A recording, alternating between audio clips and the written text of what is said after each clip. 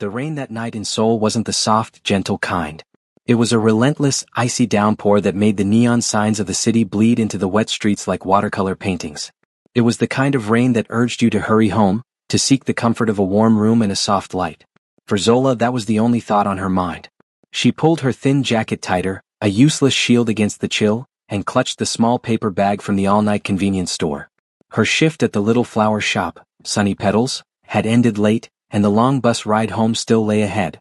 She took a shortcut through a narrow alley, one she usually avoided, but the rain was a powerful persuader and her feet were tired. The alley was poorly lit, the only sounds the drumming of rain on metal dumpsters and the distant hum of the city. Halfway through, a shadow detached itself from the wall. Then another. And another. Soon, 4 men blocked her path. They weren't just random strangers. They had a purpose in their cold eyes, a grim set to their jaws. They were looking for her. Or rather, they were looking for someone connected to her, though she didn't know it yet. "Hey there," one of them said, his voice a low growl that cut through the rain. "You're coming with us. The boss wants a word." Zola's heart hammered against her ribs like a trapped bird. "You have the wrong person," she stammered, taking a step back, only to bump into a 5th man who had come up silently behind her. She was surrounded. "We don't think so," the first man said, grabbing her arm. His grip was like iron. Panic, cold and sharp, flooded her veins. She fought. She kicked out, her shoe connecting with a shin, and earned a sharp curse. She twisted, trying to break free, her bag of groceries falling to the wet ground, an apple rolling away into the darkness. It was a desperate, furious struggle. One of the men, annoyed by her resistance, backhanded her across the face. The world spun for a second, a bright flash of pain erupting on her cheek. She felt the warm trickle of blood mix with the cold rain. Another man wrenched her arm behind her back, and she cried out as a fresh wave of pain shot through her shoulder. This was it. A deep, primal terror settled in her stomach. They were too strong, too many. Just as a rough hand clamped over her mouth to stifle her screams, the world changed. The alley was suddenly flooded with bright, white light from 2 powerful headlights. A long, black car, sleek and silent like a panther, had glided to a stop at the alley's entrance. The men froze, their attention snapping toward the new threat. The rear door of the car opened and a man stepped out. He was tall, dressed in a perfectly tailored black suit that seemed to absorb the dim light. He didn't run or shout. He simply walked toward them, his steps measured and deliberate on the wet pavement. The rain fell on him, darkening the shoulders of his suit, but he paid it no mind. His face was all sharp angles and quiet intensity, his eyes holding a fire that the rain could not extinguish. This was Siwo. He didn't even look at the men holding Zola. His gaze was locked on her terrified, wide eyes, on the blood welling from the cut on her cheek, on the way her body trembled. The air grew thick and heavy. His men, 2 of them, moved past him like ghosts, and a quiet, brutal efficiency unfolded. There were no loud gunshots, just the sickening thuds of impacts, sharp grunts of pain, and the sound of bodies hitting the wet ground. It was over in less than a minute. The 5 men who had held Zola were now subdued, dragged away into the shadows by Siwoo's men, their fate sealed. Only then did Siwoo approach Zola. She stood frozen, shivering from cold, fear and shock. He stopped right in front of her, so close she could smell the faint, clean scent of his cologne over the smell of rain and garbage. He was so still, so powerful. He slowly raised a hand, and with a tenderness that was shocking after the violence, he cupped her uninjured cheek. His thumb, surprisingly gentle, brushed away the rain and tears. Then his gaze fell to the cut on her other cheek. His jaw tightened, and his eyes, when they met hers again, swirled with a storm of emotions she couldn't name. His voice was low, a controlled whisper that carried more threat than any scream. "Who the hell did this to you?" The question wasn't for her to answer. It was a promise of vengeance. Zola could only stare, her lips parted, her breath coming in ragged pants. She was lost in the intensity of his gaze. Without another word, he shifted. In one smooth, effortless motion, he bent slightly, slid one arm behind her knees and the other around her back, and lifted her. A small gasp escaped her lips. She was cradled against his chest, her head resting against the damp wool of his suit jacket. He was solid and incredibly warm. Her arms, acting on their own, came up around his neck for balance. He carried her as if she weighed nothing, walking back to the waiting car as if he were a prince carrying a rescued princess, not a dangerous man carrying a stranger from a dirty alley. He placed her carefully on the soft leather of the back seat before sliding in beside her. The door closed with a solid, expensive thud, sealing them in a world of quiet luxury. The driver, separated by a dark partition, pulled away smoothly.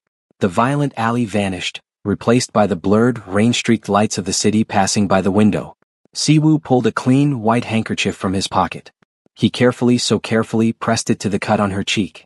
"Hold this here," he instructed, his voice now soft, almost a murmur. Zola obeyed, her hand trembling as it covered his for a moment before he pulled his away. He didn't take her to a hospital. He took her to his home. It wasn't a house but a vast, beautiful apartment high above the city. Everything was clean lines, quiet colors, and expensive furniture. It felt more like a museum than a home, beautiful but empty of life. He led her to a large bathroom, fetched a first aid kit, and tended to her wounds himself. He cleaned the cut on her cheek with an antiseptic wipe, his touch feather-light. He gently examined the bruise already forming on her arm. He was focused, his brow slightly furrowed. Zola just watched him, the silence between them filled with 1,000 unspoken questions. When he was done, he gave her a soft, gray sweater and sweatpants to change into, his clothes, which swam on her small frame but were warm and smelled like him. He made her a cup of sweet hot tea in the massive, spotless kitchen. They sat on a large sofa and he finally asked her name.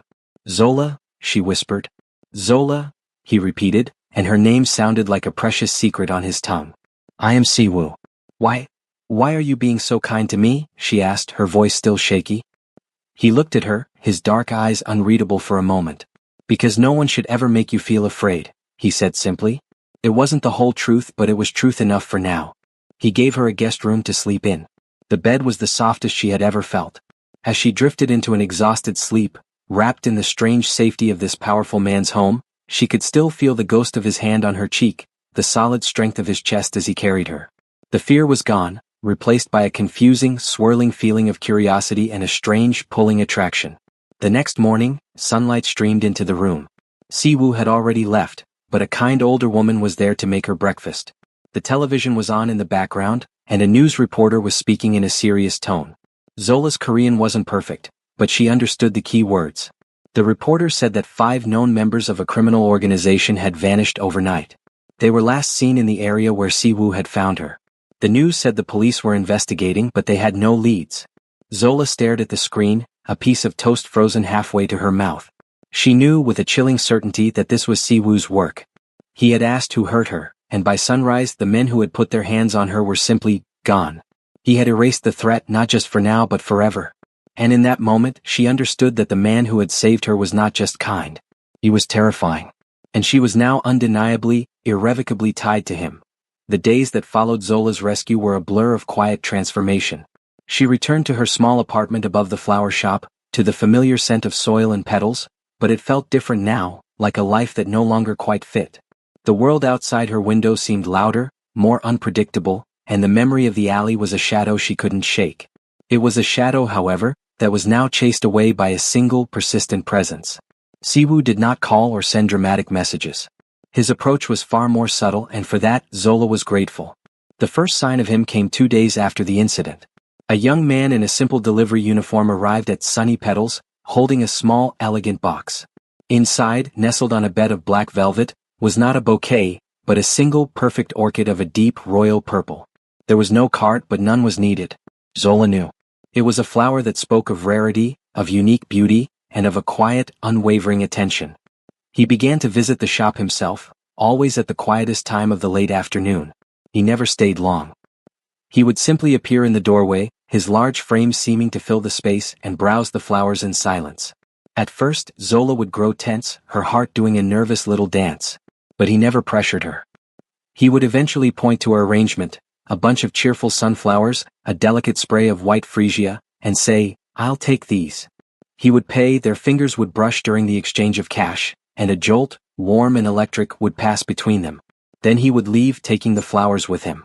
It was a ritual, a quiet way of saying, "I am here. You're safe. I am thinking of you." The invitation started a week later. A car would appear outside her apartment on her day off. The driver was the same quiet man from the alley, but he was always polite, holding the door for her without a word.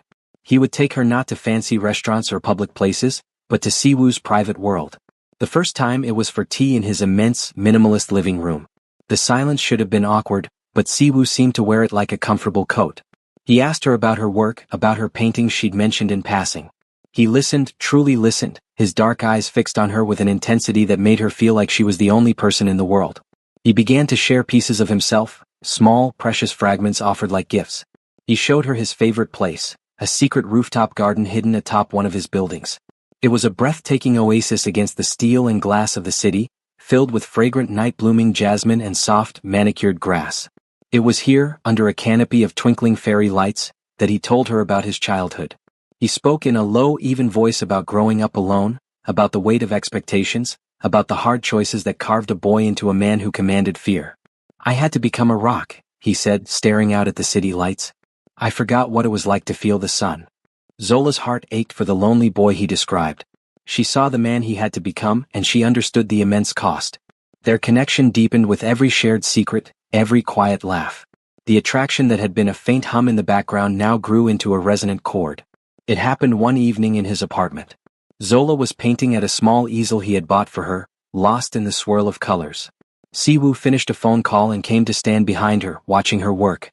She could feel the heat of his body, smell his clean, masculine scent. She put her brush down and turned to face him. The air between them crackled, thick and heavy with unspoken desire. He reached out, his fingers gently tracing the line of her jaw, his thumb brushing over the faint, fading mark on her cheek. His touch was a question. Her eyes, meeting his, were the answer. He leaned in slowly, giving her every opportunity to pull away. She didn't. Their first kiss was not a timid brush of lips. It was a collision of two lonely worlds. It started soft, a tender exploration, a silent confession of all the feelings words could not hold. But then it changed. It deepened, grew hotter, more demanding. His arms wrapped around her, pulling her flush against him, and she melted into his strength. Her hands came up to tangle in the hair at the nape of his neck. The kiss tasted of longing, of pent-up passion, of a desperate, shared need for connection. It was a kiss that stripped away all pretense, revealing the raw, hungry man beneath the powerful exterior and the strong, yearning woman behind her gentle smile. That first kiss unlocked a new level of intimacy. Their private world became a sanctuary of touch and whispered affections. They spent long evenings on his vast sofa, not watching television but talking. He would play with her hair, his fingers gently combing through the curls. She would rest her head on his chest, listening to the steady, strong beat of his heart, a rhythm that made her feel safer than any locked door. Their kisses became a frequent, passionate language. In the kitchen while making dinner, he would pull her into his arms for a slow, deep kiss that left them both breathless. In the rooftop garden, under the stars, they would share kisses that were both tender and filled with a burning heat, a promise of more. This grown-up love, this spicy connection, was not just about physical passion. It was about the trust to be vulnerable. It was about the way he would look at her when she laughed, as if she had hung the moon. It was about the way she could calm the storm in his eyes with a single touch. Their love was a living, breathing thing, built in the quiet moments, the shared showers where he would wash her back with a surprising tenderness, the early mornings wrapped in each other's warmth, the way they learned each other's bodies not just with hunger, but with a reverent curiosity. He was her fortress, and she was the warm, brilliant light that finally, after a lifetime of coldness, filled his halls.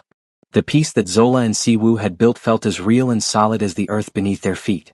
For months, their secret world flourished. Zola's paintings, once filled with soft pastels and gentle scenes, now held bolder strokes and deeper colors, echoes of the passion and security she had found. Siwoo's immense, silent apartment was no longer a museum, it was a home. The scent of Zola's floral perfumes mingled with the smell of her oil paints. Her favorite mug sat in his pristine kitchen cabinet. Laughter, a sound once foreign to those walls, now echoed down the hallways. He smiled more, the severe lines of his face softening whenever she entered the room. They spoke of the future in hushed, hopeful tones. Trips to see the ocean, a studio for her with northern light, a life that stretched out before them, bright and endless. They had built a beautiful fortress around their love, but they had forgotten that fortresses are often besieged. The threat came from a ghost from Siwoo's past. A man named Jun, whom Siwoo had defeated in a brutal business struggle years ago, had finally finished his prison sentence. Jun was a man who nursed grudges like precious jewels, and his freedom was a key turning in a long-locked door of vengeance. He learned of Zola not through complex intelligence, but through simple, cruel observation. He had men watch Siwoo and they saw the change in him. They saw the way he looked at the black woman with a bright smile, the way his entire body seemed to orient itself toward her like a flower to the sun. Jun saw not a person but a weapon. He saw the one perfect, fragile thing he could shatter to make Siwoo feel a fraction of his own pain. The first sign was a single dead rose left on the doorstep of Sunny Petals. Then a note, slipped under the door of Zola's apartment, written in crude, blocky letters, "He can't protect you forever." Fear, cold and familiar, began to creep back into Zola's heart.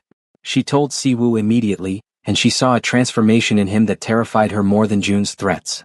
The gentle man she loved vanished, replaced by the cold, hardened boss. His eyes turned to chips of flint. He doubled her security, assigning 2 of his most trusted men to watch her every moment. The doors to their beautiful world were slamming shut, not to keep danger out but to lock her in. The breaking point came one evening. Siwoo sat her down on their sofa, his posture rigid, his face a mask of grim resolve. "Zola," he began, his voice hollow, "you have to leave. I've arranged everything. There's a plane ticket to New York. An apartment. Money. You will be safe there." He spoke of a life for her, a life without him. He believed, with every fiber of his being, that his love was a poison that would ultimately destroy her. He was willing to tear out his own heart to save her life. Zola listened, her own heart cracking in her chest. But as he spoke, something in her solidified. The fear did not disappear, but it was met by a surge of something stronger, a fierce, unwavering love. She stood up, her hands balling into fists at her sides. "No," she said, her voice quiet but firm. Siwoo looked up, startled by her defiance. "Zola, this is not a game. He will hurt you to get to me." "Your world is dangerous, Siwoo," she acknowledged, her eyes blazing. "But my world is wherever you are. You're my home. You don't get to send me away to be safe. My safety is with you. My love is my choice. And I choose to stay. I choose to fight for us with you." Her words did not just hang in the air, they shattered the walls he had built around his heart. For the first time, someone was not running from the darkness that clung to him. Someone was choosing to stand in it, with him, because of him. He saw not a fragile flower to be protected in a greenhouse, but a strong, magnificent tree, with roots deep enough to weather any storm. He pulled her into his arms, holding her so tightly it felt as if their souls were stitching together. He buried his face in her hair and finally, truly, believed that they could have a future. The plan changed. Zola would not be a pawn to be hidden. She would be the queen, safely guarded at the center of the board. While she remained in the fortified apartment, surrounded by his most loyal men, Siwoo went to war. But this battle was different. It was not for power or territory. It was for peace. It was for a future. He confronted Jun not with an army, but with a final, decisive meeting.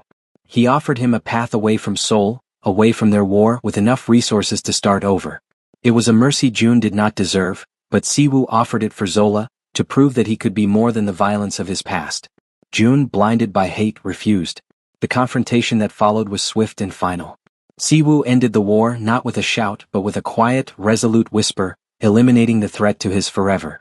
Weeks later, the city had settled into a gentle autumn. The air was crisp and the sky was a clear, pale blue. Siwoo brought Zola back to their place, the hidden rooftop garden. The jasmine was still fragrant, and the fairy lights twinkled softly in the late afternoon sun. It was here, amidst the beauty they had shared, that he led her to the center of the garden. He took both her hands in his thumbs stroking her knuckles. He spoke of the past not with regret, but as a road that had led him directly to her. He spoke of the present, a life he had never dreamed possible, filled with her light and her love.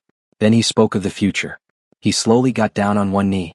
Zola's breath caught in her throat, her hands flying to her mouth. He looked up at her, his dark eyes shining with a love so pure and powerful it made her heart ache. In his hand was a small velvet box.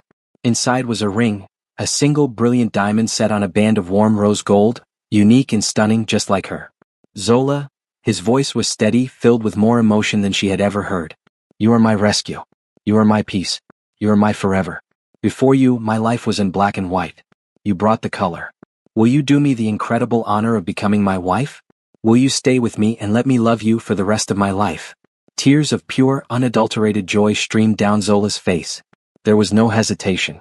No fear. Only a love so complete it felt like destiny. "Yes," she whispered, her voice cracking with emotion. "Yes, Siwoo. 1,000 times yes." He slid the ring onto her finger, a perfect fit. It was more than a piece of jewelry, it was a promise, a vow, a new beginning. As he stood and kissed her, a kiss that tasted of promises and a future written in the stars, they knew their story was just beginning. They had faced the darkness and chosen the light. They had found a love that was not just about dramatic rescues or passionate moments, but about the quiet, unwavering choice to build a forever together. Did Zola and Siwoo's journey capture your heart? If you were swept away by their story of fierce protection, passionate connection, and a love strong enough to conquer any darkness, then you won't want to miss what comes next. Subscribe to stay updated on all our future tales of unique romance, where love always finds a way to triumph. Your next favorite story is just a click away.